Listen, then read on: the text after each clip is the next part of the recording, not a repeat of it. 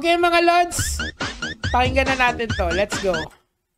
Ikaw, ayusin mo Pilipinas o yung grupo nyo? Mukha mo nga hindi mo maayos eh. Pilipinas pa.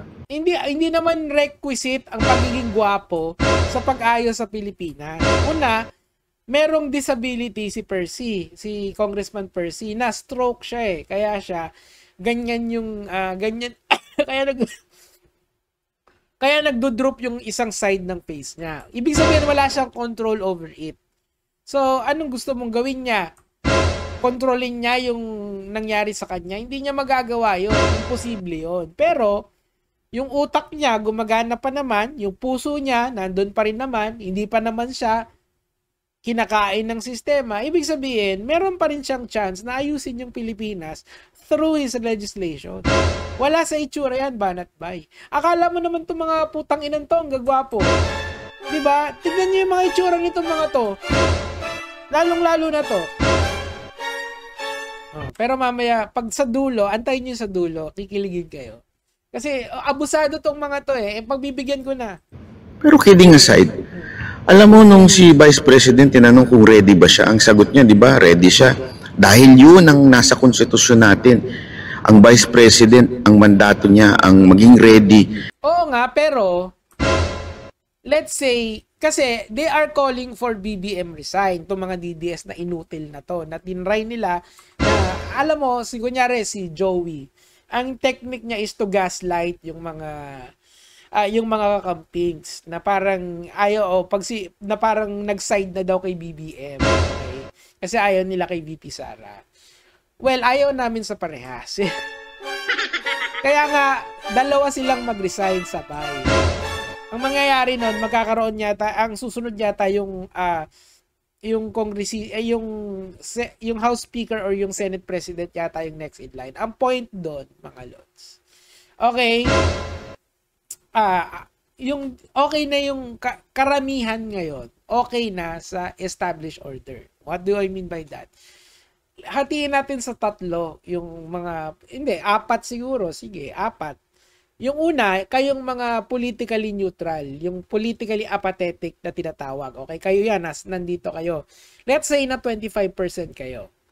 And then kaming mga campings, o let's say 10%, hindi, 15% lang kami.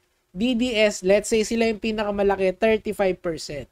And then yung the rest is BBM supporter.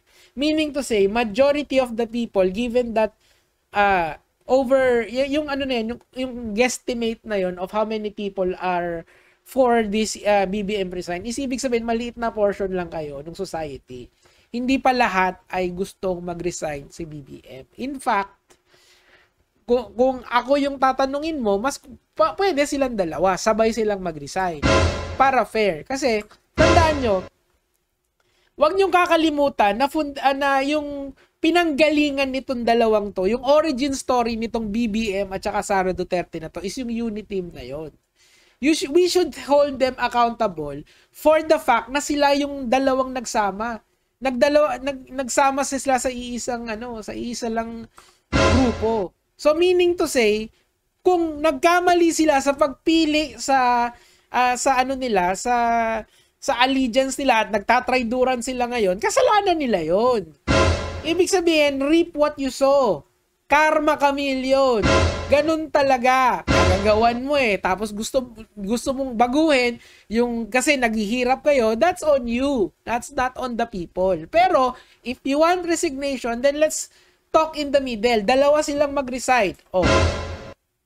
Miski INC eh, 'di ba? Hindi naman yung mga, 'di ba, yung mga INC na nagrally, ang dami noon. 'Di ba? Panalo yung mga kapatid, oh. Palakpakan niyo yung mga sarili niyo. I submit to that. Oh, mga kapatid ko diyan. Oh. I submit to that. Sige.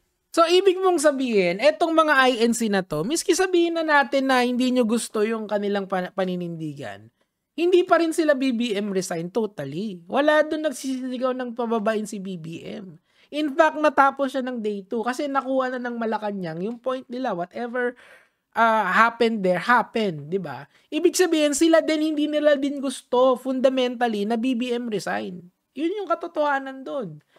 Meaning to say, baka pagdating ng 2028, iba yung kargahin nila, hindi si BBM. ay hindi si Sara, pwede yun eh.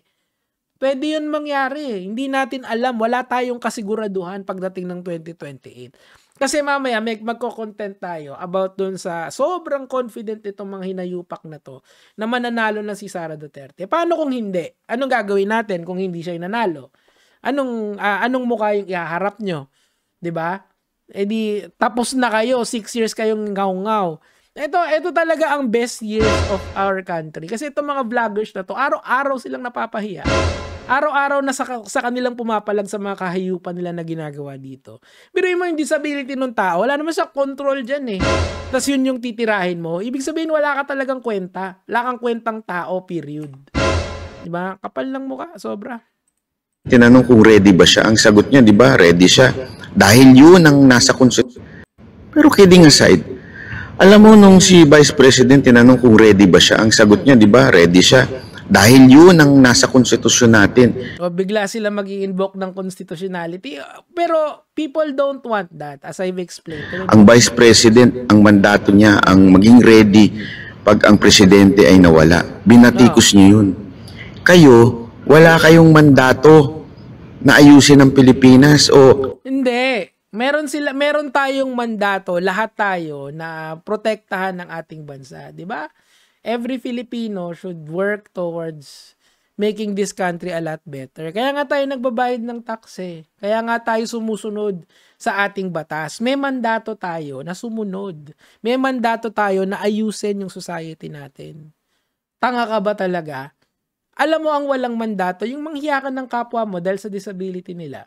Ako, I am targeted by these people araw-araw. Yung mga trolls nila, yung mga supporters nila na idiot, na kahit napakitaan mo, alam mo, what is pilay? Di ba ang pilay di nakakatayo, di nakakalakad, di nakakagalaw. Pero sa kanila, binabaan nila yung standards nila para ma-apply sa akin yun. Alam nyo naman eh, meron naman mga video dyan eh. Marami pa akong ipopost. Tandaan nyo yan.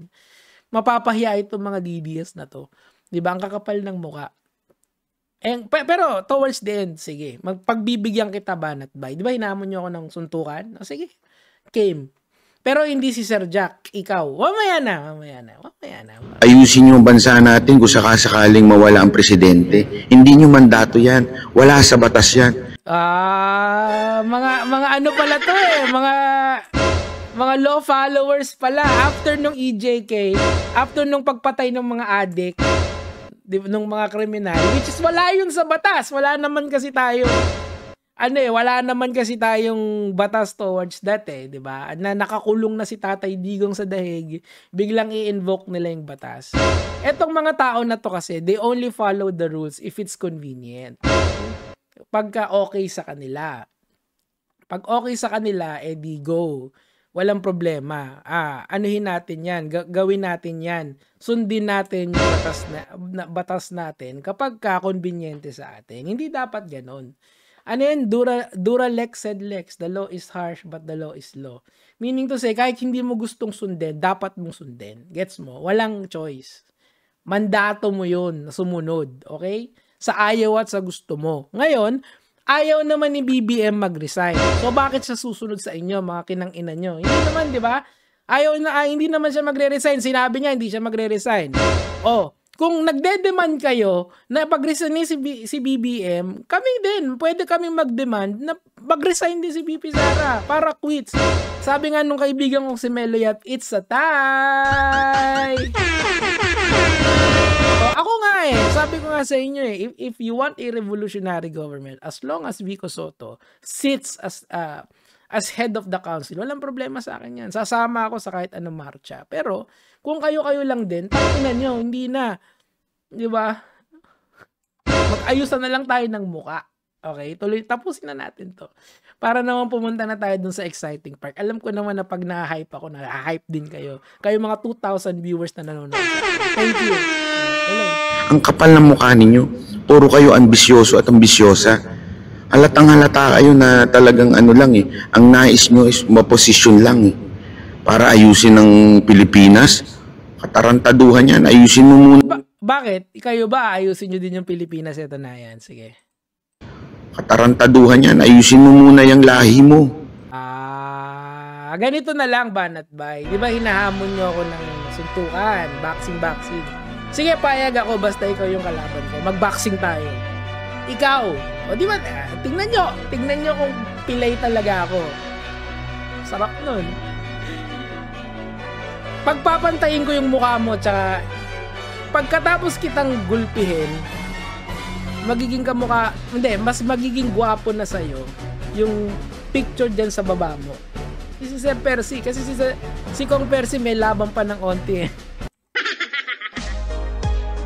Di nga, eto, hamon ko sa'yo, Banat Bay, tayo mag-boxing. Ayoko si Sir Jack, alam nyo kung bakit? Lugi ako. Wala nang sisirain sa mukha nun. Dito meron pa kahit pa paano Ano, game? Game ako, basta ikaw kasuntukan ko. Hindi, alam nyo kasi ginagawa ko. Pag eto yung naghamon, eto yung hahamunin ko. Kasi ang gusto ko naman makadebate sila. Pupunta pa nga ako sa SMA. Hindi makikita nyo ako doon. Makikita nyo ako maglakad doon. Makikita nyo ako may wheelchair talaga ako. Diba? Isang go lang. Yes nga kahit anong oras Basta, kailangan merong akong legal authority from SMNI na pumunta doon. Di ba? Pwede yun Bakit ganon? Kasi nga, private property ang SMNI. Hindi ako pwedeng maghimasok doon kasi gusto ko lang. Gusto ko, may authority ako galing sa kanila mismo. Para fair. Di ba? So, ganon na lang, Banat Bay. Kung ayaw mo naman, gusto mo ng trash talkan, pwede rin. Magsulatan tayo, mag-battle rap tayo, pwede rin boxing. Basta tayong dalawa yung magtutuos. Kasi ayoko naman doon sa mga alipores mo. Lugi ako doon, wala akong mapapala doon. Pero sa'yo, malaki. Yun lang naman po yung sa akin for today, mga lads.